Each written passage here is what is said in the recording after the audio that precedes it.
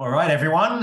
Welcome to another amazing webinar brought to you by Functional Training Institute and Rehab Trainer. So you can see my fellow colleagues, Ulrik, if you want to give a wave or a shout, whatever, both, and Timbo.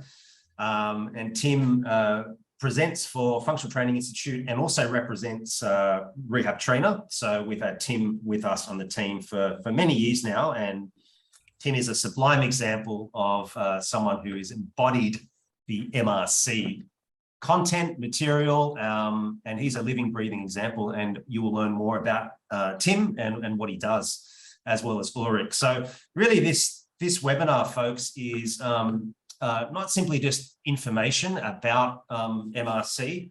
We're going to dive into some philosophical underpinnings of the program, that essentially Ulrik and I masterminded about 3 years ago, and Ulrik will talk about his approach, and then I'll layer in some of mine.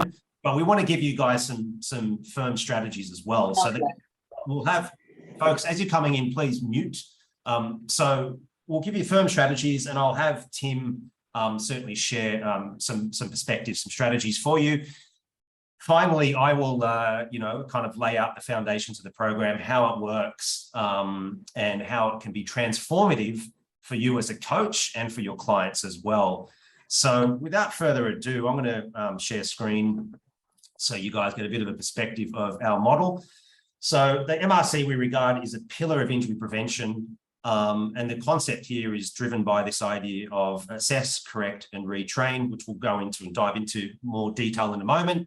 And the methodology here is that if we've got movement preparation feeding into this progressive movement system, we also will include recovery protocols, and that really encompasses the movement restoration coach as a program, but also as a methodology, and certainly the philosophical underpinnings are important. So to that end, Ulrik, I'm going to get you to talk more on the philosophical underpinnings of the movement restoration and what it means to become an MRC coach. Okay, wow.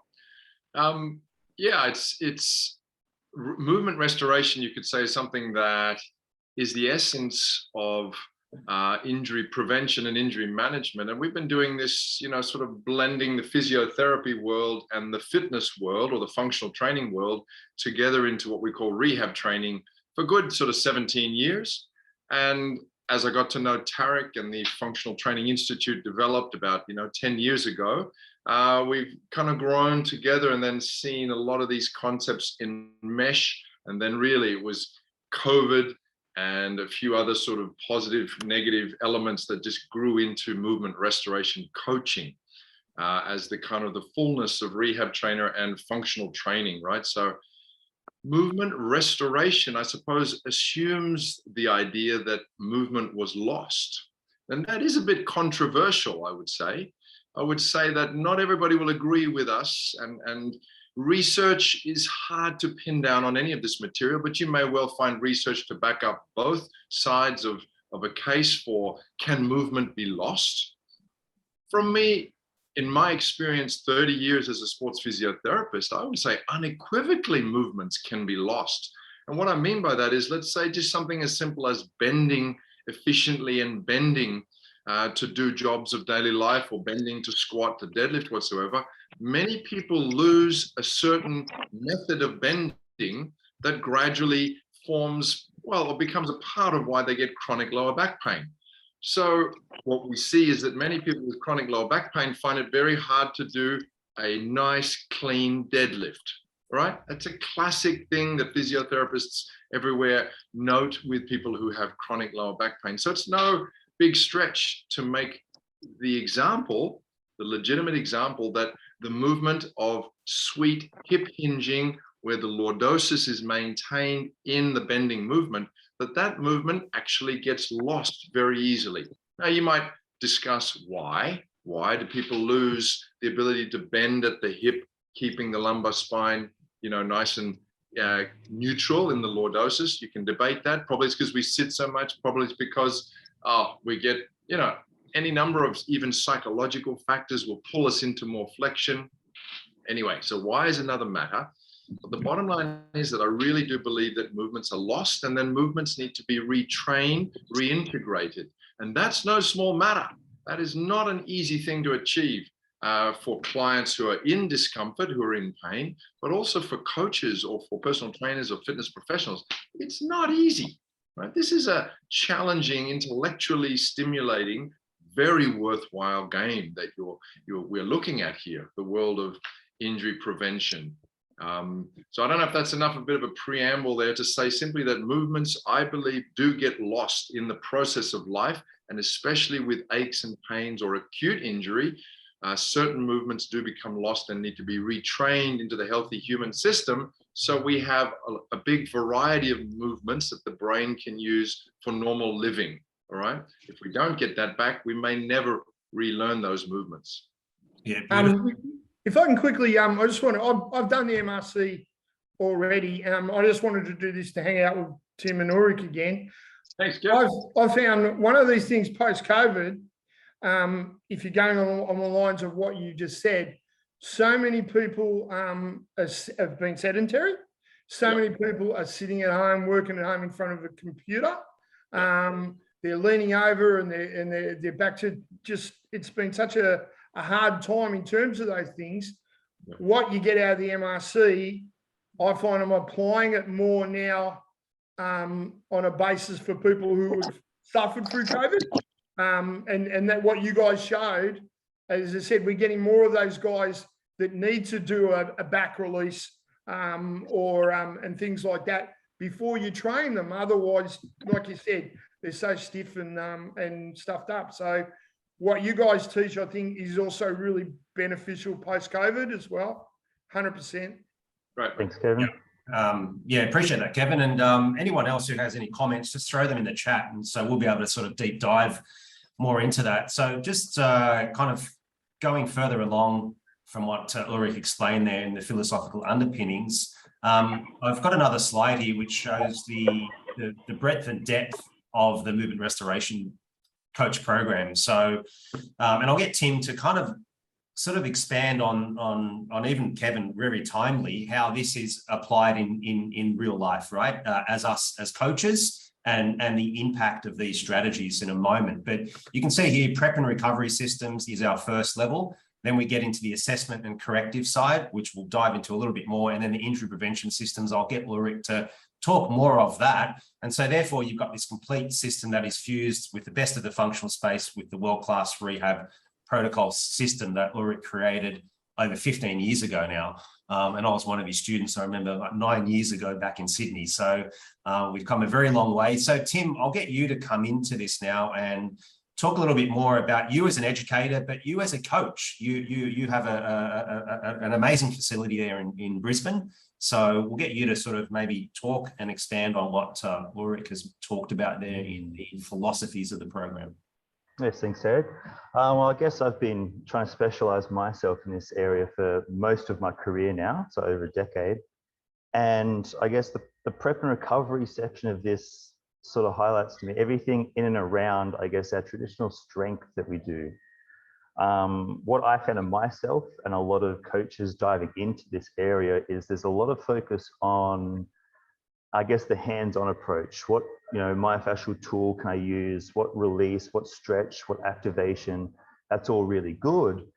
But most of the work, most of that injury prevention is in and around it. So we've got things like our warm-up. If we take an effective strategy towards our warm-up, injuries or compensations or the way we can direct someone's movement improvement can be done starting from that prep stage. And then also with that recovery is dealing with the stresses from that workout, all the life and everything around that.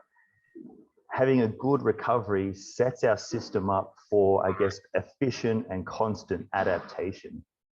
Okay.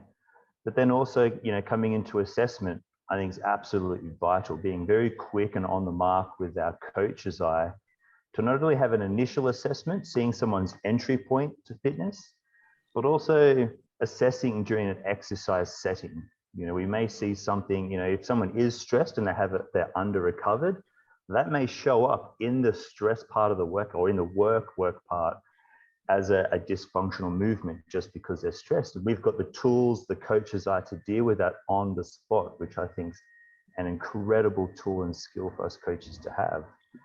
But then blending, I think one of the really key things this program is that injury prevention systems is blending that initial rehab.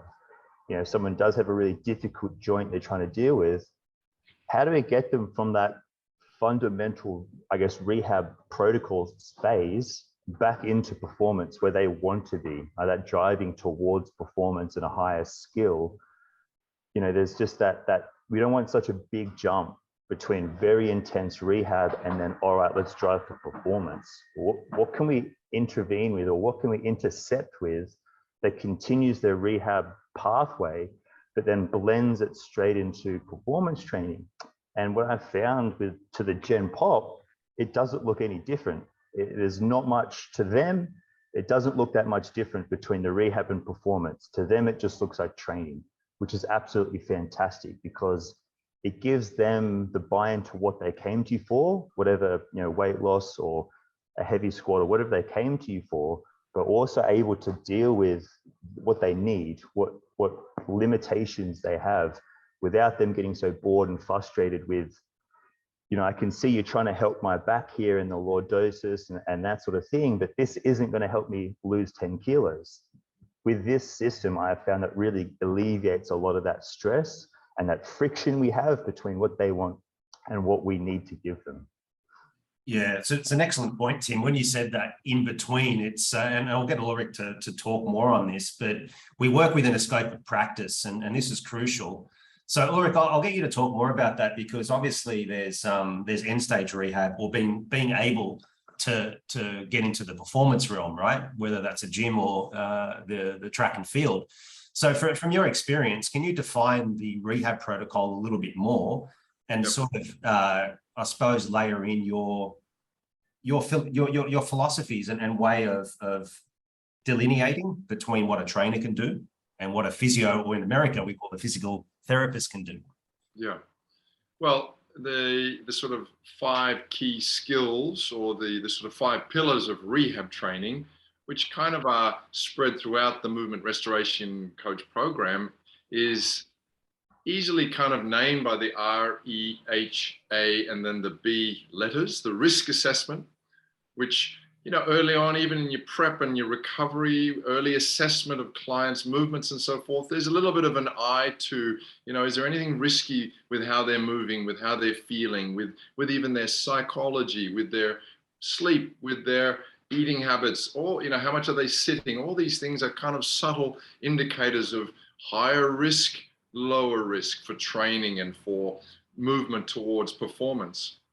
So risk assessment is blended throughout your conversations and you're watching them move. How worried are they about certain movements?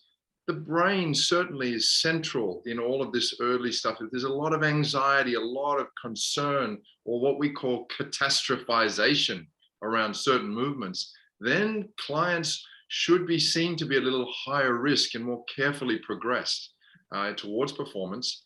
Thankfully, the vast majority of clients do come up quite low risk, not only with the risk assessment protocol, but also the early assessments of the MRC. So then you move into an evaluation, RE, evaluation of movements, watching with the coach's eye, looking deeply into biomechanics and how people move, how they do the squat, all those kinds of things. All of these are kind of skills you slowly develop over the MRC.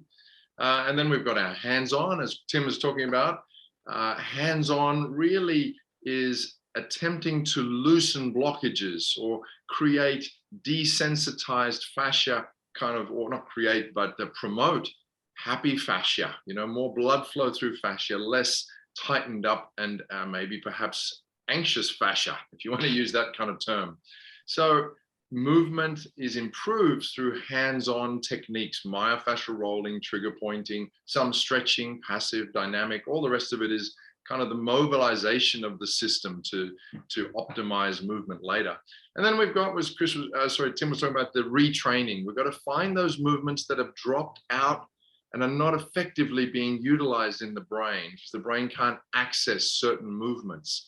And they are pretty prescribed in our muscle imbalance sort of teaching. For example, for the lower limb, there's 6 classic muscle imbalances, and each of those speak to one little element of movement that the brain can't access as a common experience that we find, right? And then they tie into why a client might be more consistently injured and not able to get over their injuries. And then lastly, we're talking about blending. So risk assessment, evaluation of movement, hands-on, activation, retraining work, and then blending that into fitness programs, especially functional training fitness programs, of course, is the tricky bit as well, how to blend it and how to progress them gradually towards full strength. So that's the rehab system we've been trucking with.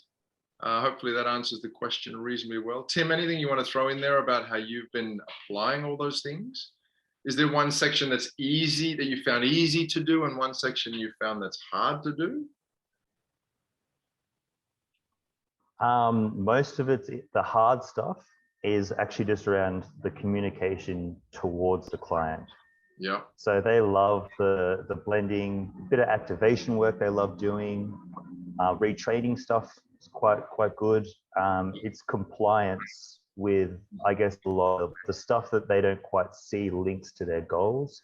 Yep. That just comes to how you communicate to that person, and then how you sort of communicate what you're doing now, and how that indirectly, directly makes them achieve their goals. That's about it. Yep. And that's in every sphere of movement restoration, whether that be right in a physio clinic or in a true gym context, the hardest part is compliance. Research even confirms this, that people are generally pretty demotivated with movement correction. So you really need all of your confidence. You need all of your little skills and tricks that you'd learn in the MRC. You need as much of it to kind of sometimes covertly get your clients to do it, or as Tim was saying, sneaky ways, like let's do lots of handstand stuff. What we're really doing, of course, is improving shoulder function and serratus anterior and yada, yada, right? So covert and sort of overt approaches to getting people to do their homework, right? It's a great example, this idea of compliance, and especially testing it in the real world, like at the gym, right? So Tim, some other examples that may have worked. So for example, if the program is focusing on calisthenics, you're no doubt in a small group, for example, going to have potentially, let's say, or hypothetically, 2 to 3 who may be experiencing these injury prevention protocols. So what are some strategies there that are helpful? How you've communicated to allow them to blend into that program? Because that B stands for blending in, right? Or blending back into daily life, but blending back into these sessions rather than having them outside. I think that's another demotivating factor is if they're separated and all of a sudden they're doing rehab work, it's going to be very hard to stay compliant, and you may well even lose them as a client. So perhaps you can expand a little bit more on that subtlety, those nuances that you incorporate, Tim, for example. Yes. Where do I start there? So it is quite interesting when coaches or even coaches in the Gen Pop look at the program I run here. I run a group training setting, and the big red flag that sort of pops up is the gymnastics that I run here, all the body weight stuff. And they're like, I come to you for this intervention. I've got a bum shoulder. What are you getting me to do handstands and ring work for? But it's just a way, one, it's enjoyment, it's fun, but you can structure it and regress it in a way that really fits in and ties in with a full body approach. Like a lot of what Ulrik mentioned with the muscle imbalances is really a joint by joint approach, and we're stacking, looking at the foot and the knee, the hip and the lower back, and it's really piece by piece. We've got to put something together, wraps that all together, right? And really it complements how we move as a human.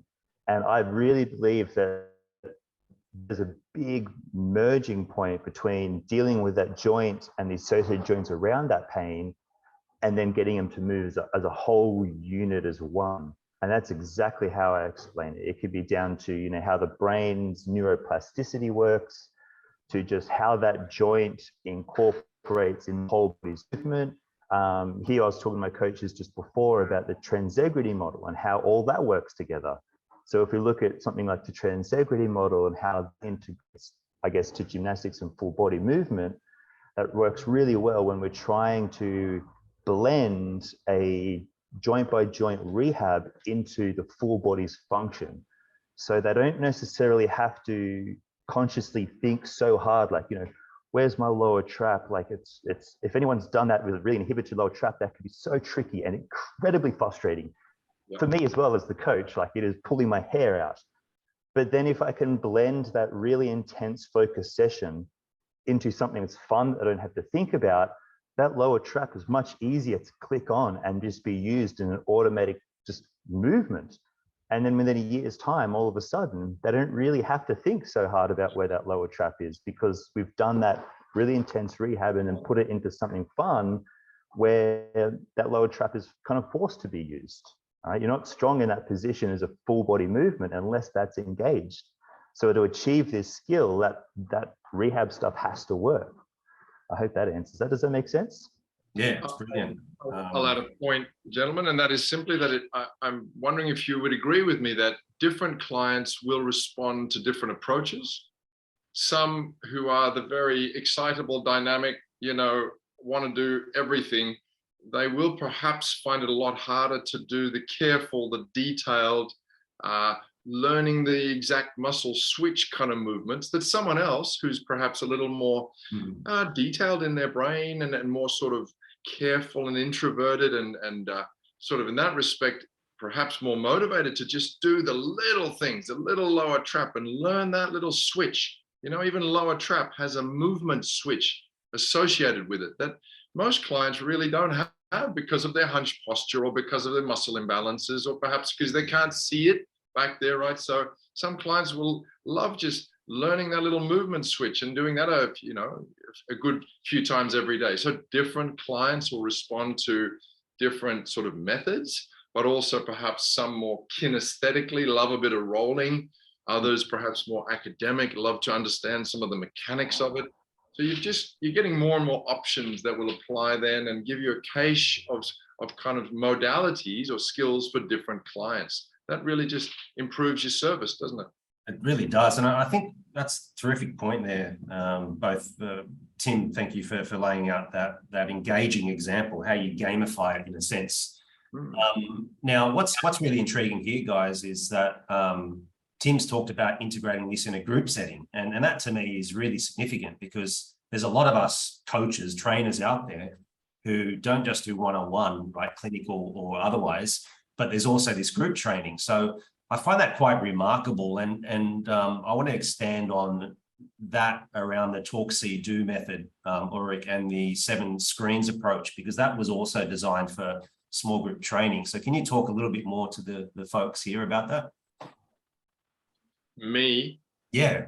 Yeah, okay. Yeah, so kind of, it was a few years after Tarek and I started working that we began to play a little more in the functional training space and the group space. And we were using kettlebells a bit more, weren't we, Tarek, and power bags and suspension trainers. And then we developed something called Rehab FX, which is part of the movement restoration coach. We've kind of condensed that to, you know, a one-day kind of segment. And part of that is something we call injury prevention kit. So it's kind of a slightly different way of looking at this idea of preventing injury around having a great interview with clients. So being able to more effectively sort of highlight issues or understand the nature of a client's body movement at that point in time. So an interview is what we call the talk component, having a more effective talk, more effective interview, learning, knowing what you need to learn and sort of pull out of these conversations rather than just a ramble that you kind of, oh, what do I do with all that info? You want to know what you're looking for. Secondly, then, we've kind of come up with 7 classic bad habits of movement. Now, again, that needs to be perhaps clarified that each of these movements, you could argue, are probably a normal part of movement. But if that's the only way a client can move, let's say a medial knee deviation on a lunge, that in itself may or may not be a truly harmful thing unless the client cannot auto-correct. If they cannot auto-correct, then what I would say is they're stuck in a bad habit of movement. That's something worth working on with your clients for the sake of injury management, even just efficiency of movement and loading. And then the third thing, we've come up with the 7 screen trains. So 7 little biomechanical screening movements that become the training drill that then slowly improves that one of those 7 assessments. So talk, see, do. Obviously, if you email us, we can give you more information, all this sort of stuff. That is the essence of the injury prevention kit or the injury prevention system as a separate thing to, let's say, the Rehab Trainer model that we use. So it all fits in there beautifully. Yeah, terrific. Yeah, what I'll do is I'll pop my email in a moment, and then anyone who wishes to get a little bit more information on that talk, see, do, and that little tool, if you like, or we'll send that across to them to give you some content. We've got plenty of content for you to consume. So just a thing on the program and how we break it down. It's really important to understand the system is we first teach the movement preparation and recovery system. So Tim early on in the conversation talked about a system around warm-up, and we teach the RAMP protocol. RAMP stands for raise, activate, mobilize, and potentiate. And so we use a lot of different strategies, whether that be body weight, whether that be strength power bands, mini bands, anything like that, to kind of create a meaningful progressive warm-up that utilizes these different strategies, but has a system.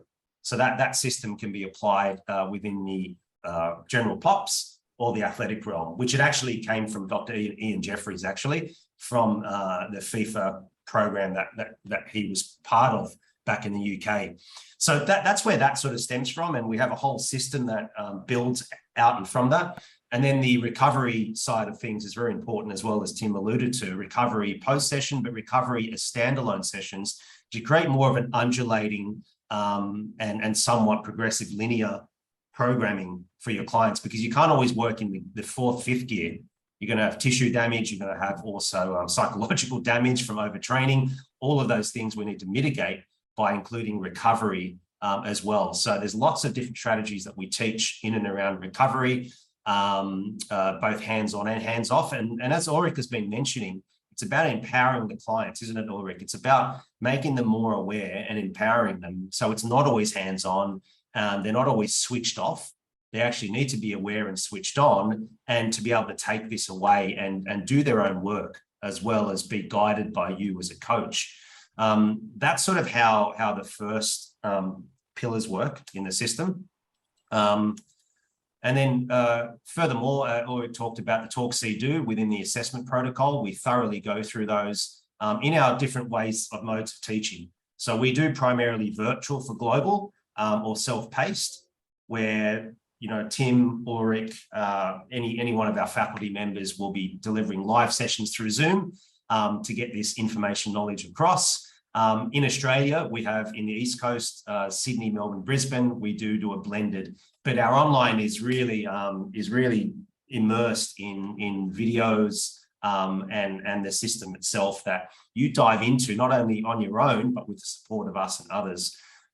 So do you want to talk a little bit more about the corrective approach, Tim? So some of the correctives we teach for the upper limb, lower limb, and spine, and sort of talk about how you integrate that within groups, but also for one-on-one clients as examples. Yeah, okay. So one-on-one obviously does work this easier because it's, I guess, more tailored to that person, and you got the time and attention to that person. But I don't think that's where the industry is heading. It's definitely more semi-private, it's group stuff, and that can get a bit challenging. And something I got for myself that I took really away from this sort of program is, it says in the title, the systems. So not only do we teach, I guess, the knowledge, the tools, and the modalities of it, but as you're learning the know-how, this is also how you apply it immediately.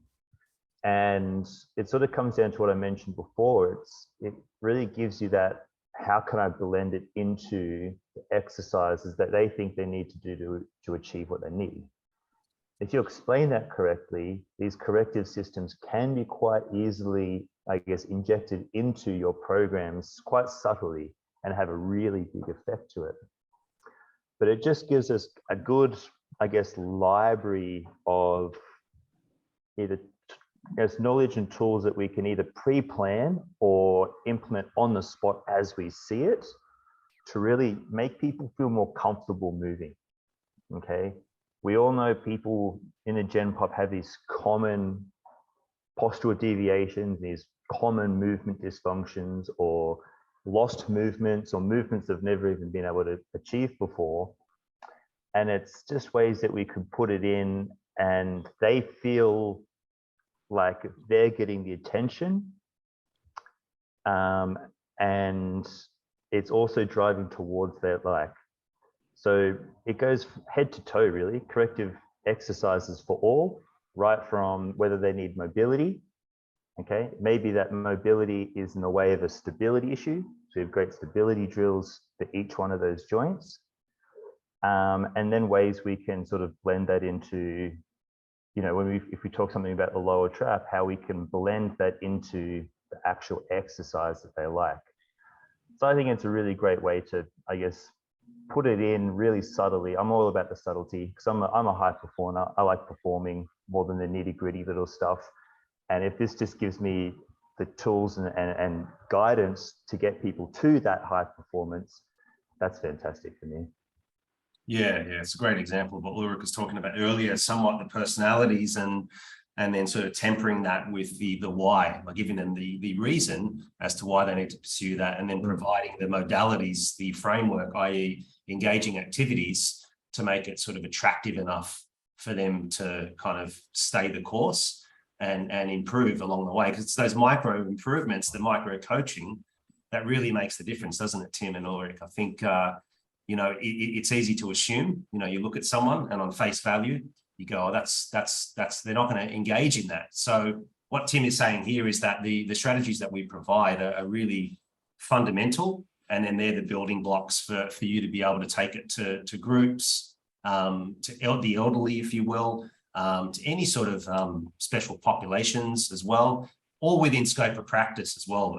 That's one thing I wanted to sort of add here is all of our programs are accredited with American College of Exercise, NASM, AusActive as well, and Myotherapy Australia as well. So something I want to add into that is, I guess the end result is in a group setting.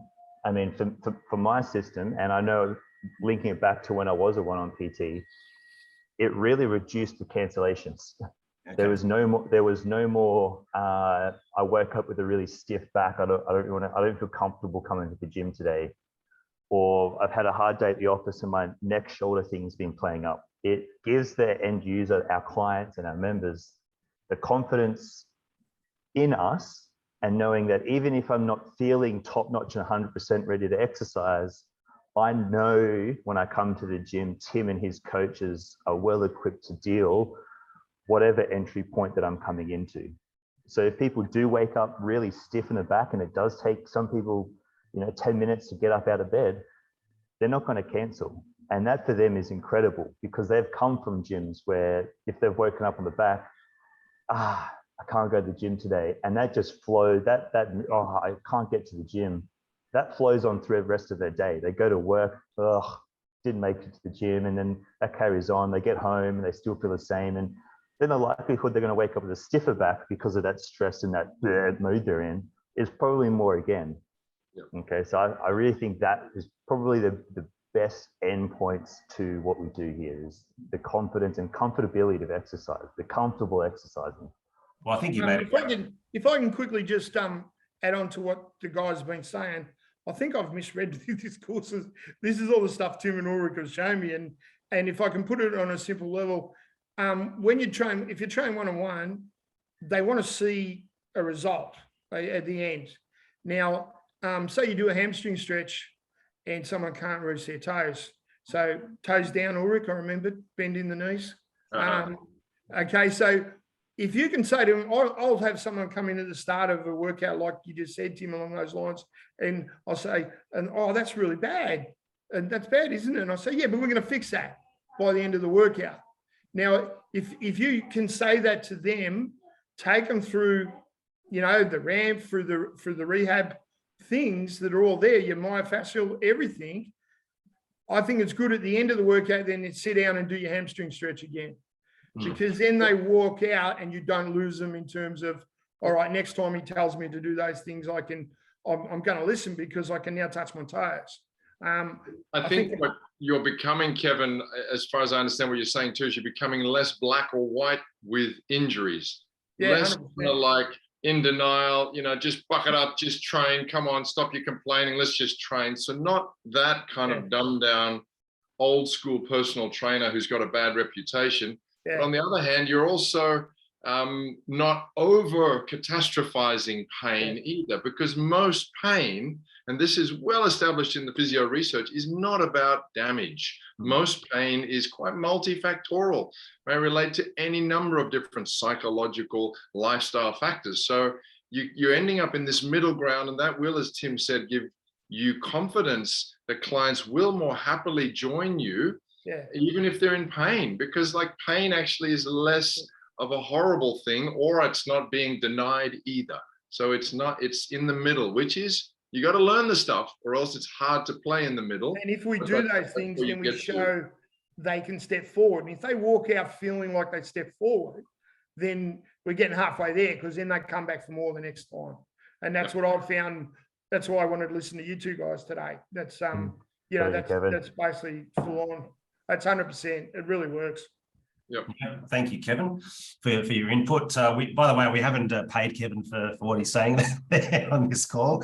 No, but we appreciate those thoughts. Now, switching now into the other component, which all of this is interwoven, but it's modularized. How we teach is this injury prevention system. So that's where sort of Ulrik really comes into this and focuses on the more sort of trickier components, in a sense of that it's quite a lot deeper. So we sort of go in these layers within the MRC. So Ulrik, do you want to talk just a bit of an overview on this component and what is covered and why you cover it? Yeah, I think it's a little bit of a surprise how deep we do go into the muscle imbalance theory and into the corrections of muscle imbalance in the last part of the movement restoration coach. But it makes sense, because as you said, we're layering it, and then we're asking you to keep learning, keep growing, and then even take it that next level where if you can get a reasonable sense of that, you really are fortified and you're ready to deal with a whole raft of different niggling, annoying, frustrating problems that clients will bring to you.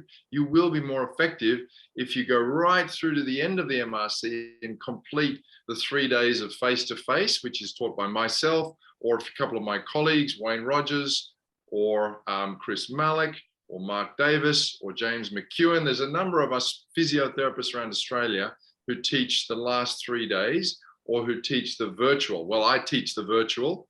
So if you're doing pure MRC virtual, you'll be with me for those 3 big days spread over a period of time to really consolidate, go a bit deeper, and then you just feel so ready for a whole raft of little things that clients will bring. So we certainly encourage you, go right to the end, even though there can be some exhaustion because it's a big learning project. Do it, finish it, and you will not regret the effort you put in and the investment, right?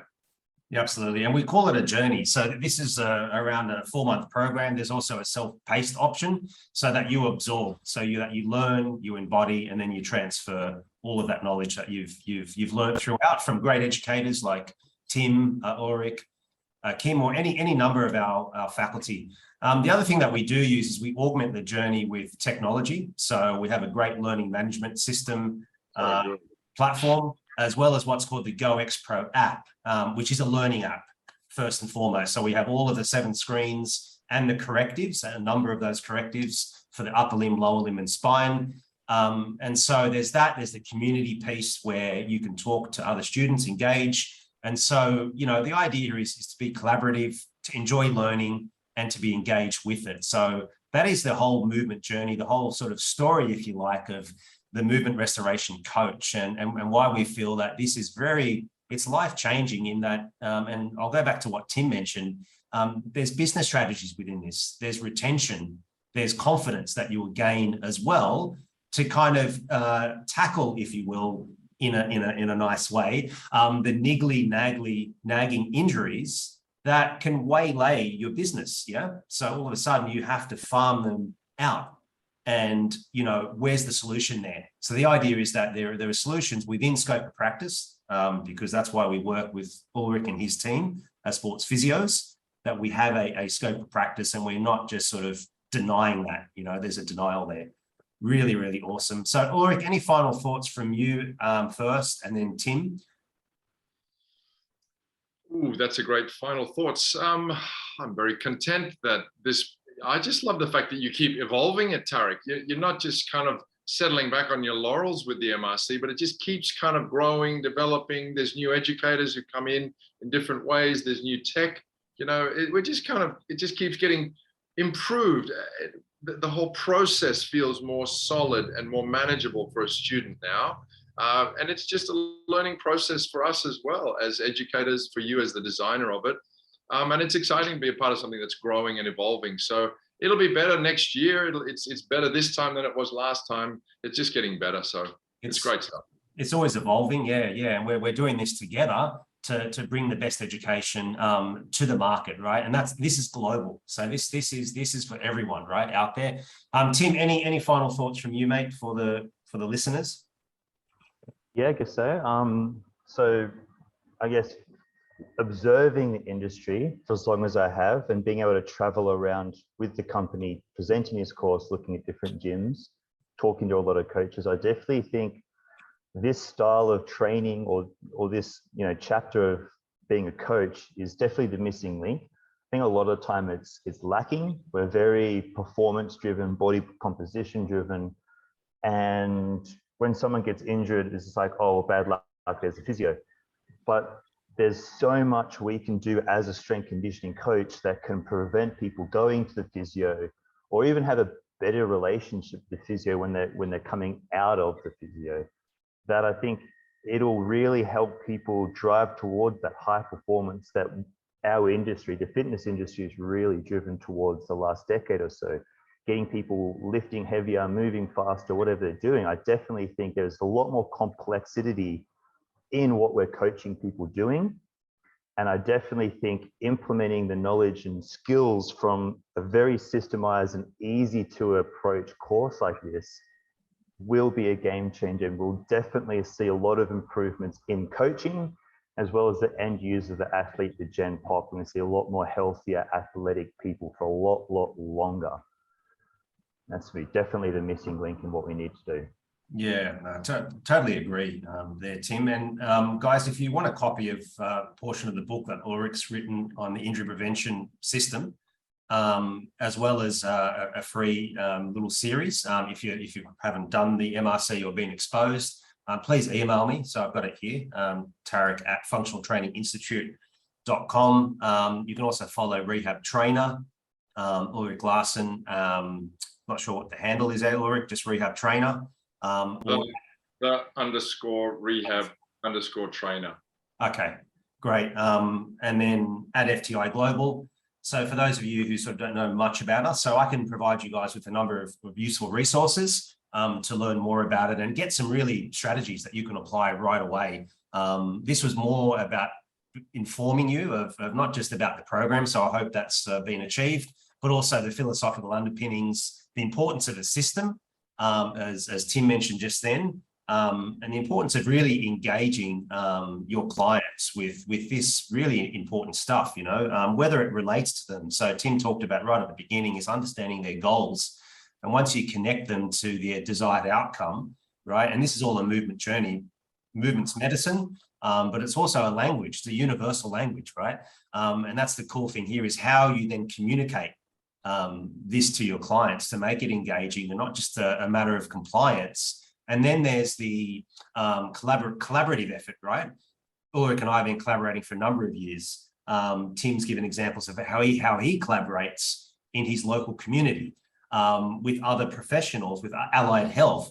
And that's the game here in a sense, guys. It's really about that and really understanding where you fit. and being comfortable and confident with that. And you're going to be able to retain clients, but also draw in new clientele, you know, and this is one system. So look, everyone, really appreciate those who stayed the course. We had 16 of you that I hope you didn't just listen, but you really sort of soaked it in and have absorbed and understood these concepts at one level. We want you to go into a deeper level of knowing and understanding what we do. So to that end, do reach out to me, Tarek at functionaltraininginstitute.com. I'll be just throwing you some resources that could be useful for you. So we hope that you've enjoyed this. Thank you, Ulrik and Tim, for your amazing input as well. So yeah, we'll be seeing you around, guys. And for those of you as well, we do have a group called the Functional Fitness Concepts free group. Tim contributes to it. Ulrik occasionally as well. Ulrik, you have a group too. You have the Rehab Vault. Club Rehab, yeah. Rehab. Yep. You also get access to that for several months for free when you join the MRC. So there's plenty of content that we freely give, and we do have an amazing community. So thank you everyone for staying the course, and we'll wish you the best. Thank you. Thank you. Thanks everyone. Yeah.